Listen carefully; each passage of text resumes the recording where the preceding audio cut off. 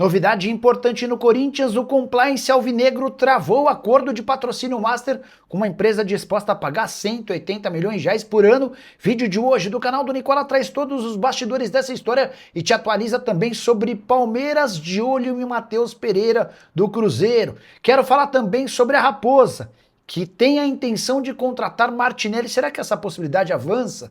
Para completar, novo pedido de afastamento no São Paulo contra Júlio Casares. O Vasco faturando bolada com a Copa do Brasil. Os goleiros brasileiros que mais pegaram pênaltis desde 1990. Falo ainda sobre o futebol carioca dominando o país, últimas de mercado, bastidores, finanças e muito mais.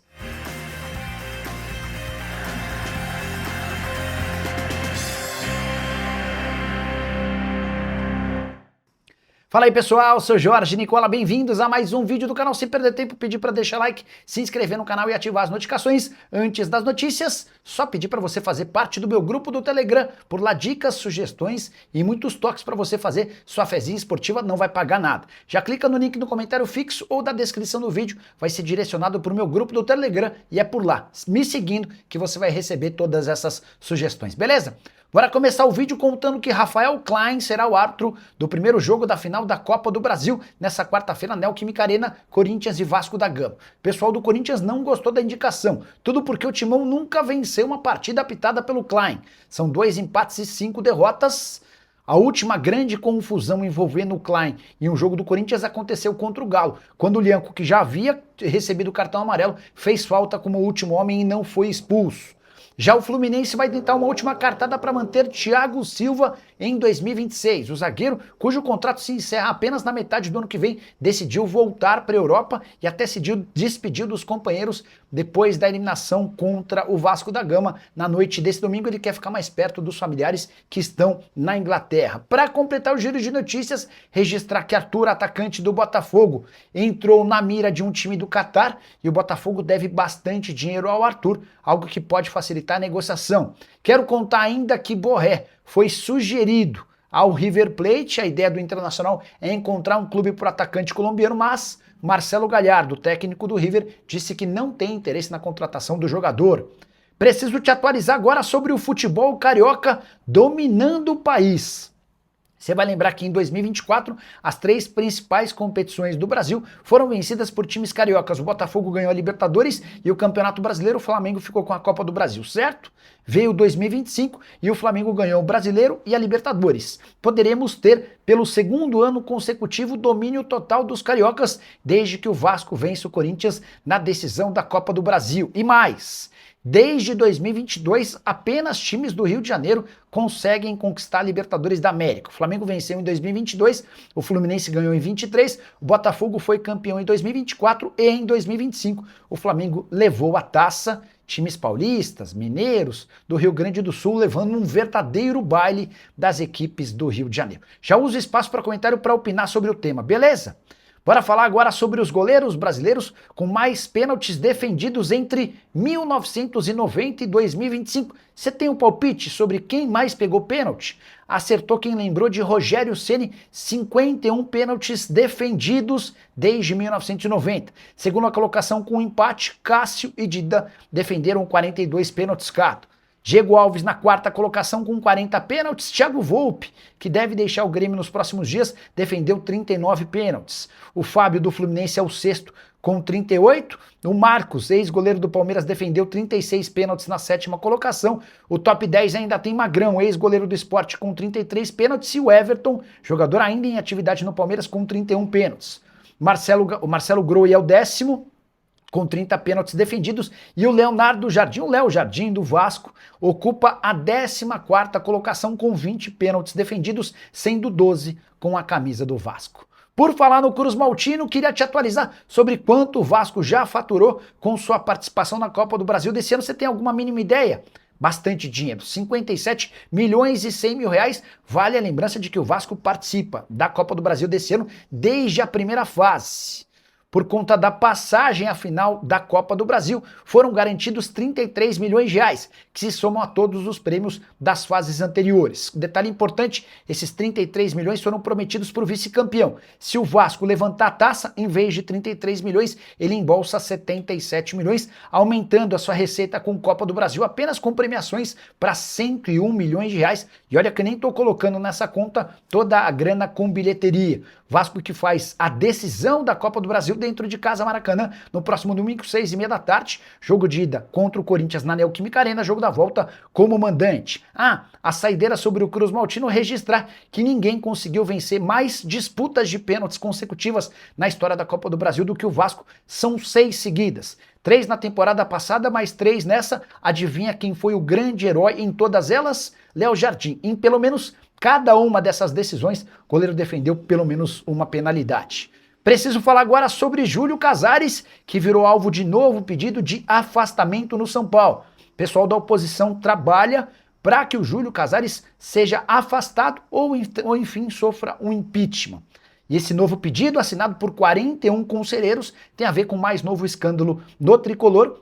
Na manhã dessa segunda-feira, o GE trouxe uma ligação telefônica gravada em que Douglas Schwartzman, diretor das categorias de base, e Mara Casares, ex-esposa do presidente Júlio Casares, tentam convencer uma mulher que havia recebido um camarote de forma clandestina desses dois diretores a abrir mão de uma denúncia. Ela havia protocolado na polícia e levado o caso à justiça por conta do sumiço de 60 ingressos para o show da Shakira. O grande ponto é que esse camarote foi concedido a ela de forma irregular, sem o consentimento da diretoria, sem consentimento do São Paulo. E a partir daí, um enorme caos. 41 conselheiros já assinaram esse pedido de afastamento do Júlio, do Márcio Carlomagno, que é o CEO do clube, do Douglas Schwartzman e também da Mara Casares. Se esse grupo de oposição conseguir mais 11 assinaturas, tendo chegado a 52, o caso vai ser julgado pelo Conselho Deliberativo, que é hoje presidido pelo Coutem Aires de Abreu. Vale a lembrança de que recentemente, também por conta de uma série de dificuldades do São Paulo dentro de campo, já havia sido protocolado um primeiro pedido de afastamento do Júlio Casares, só que como se tratava apenas da falta de resultados, isso aconteceu depois de um 6-0 contra o Fluminense, não foi um movimento que ganhou tanta força. Vamos ver se agora, depois de um escândalo pesado, isso pode reverter em algum problema para o presidente tricolor. Bora falar agora sobre o Cruzeiro, que tem intenção de contratar Martinelli. Volante de só 24 anos de idade, jogador que pertence ao Fluminense, informação de Everton Guimarães. Difícil imaginar que esse negócio saia, até porque o Martinelli hoje está avaliado em 14 milhões de euros e renovou recentemente seu contrato. Novo vínculo só se encerra em dezembro de 2027. Temporada de 63 jogos, 6 gols e 5 assistências, ou melhor, 3 assistências. O Martinelli tem sido titular absoluto do Fluminense e joga pelo menos 50 partidas por ano desde 2021.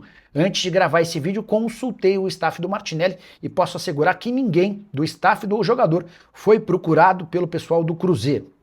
Se há a intenção do Cruzeiro em negociá-lo, esse recado ainda não chegou ao jogador. Difícil imaginar que o Fluminense tope fazer negócio. Gostaria que você, torcedor do Cruzeiro, se manifestasse. Gostaria de ter o Martinelli no seu clube do coração? Já uso o espaço para comentário e registre, antes de mudar de assunto, só completar que Tite, nesse momento, é o favorito para assumir o comando do Cruzeiro. As tratativas com o ex-treinador da seleção acontecem desde a noite desse domingo e podem determinar o acordo com o treinador. Quero falar agora sobre o Palmeiras.